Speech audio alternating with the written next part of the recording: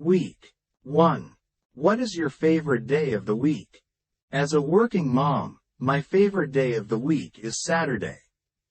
It's a precious day when I can spend quality time with my family and take a break from work responsibilities. 2. What is your least favorite day? My least favorite day would be Monday. It's challenging to get back into the routine after the weekend and juggle work and family responsibilities. 3. What is the busiest day of the week for you? For me, Wednesdays are usually the busiest. I have work deadlines and various family commitments on that day. 4. Is there anything that you do every day? Yes, as a mom, I make sure to spend time with my children every day, helping them with homework and engaging in activities together. 5. What do you usually do on weekends?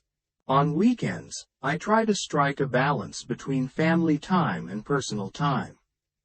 We may go to the park, have a family meal, and I also take some time for myself to relax or pursue hobbies. 6. Are weekdays and weekends the same for you? No, weekdays and weekends are quite different for me. Weekdays are filled with work responsibilities and managing household chores, while weekends offer more opportunities to bond with my family and take a breather from work.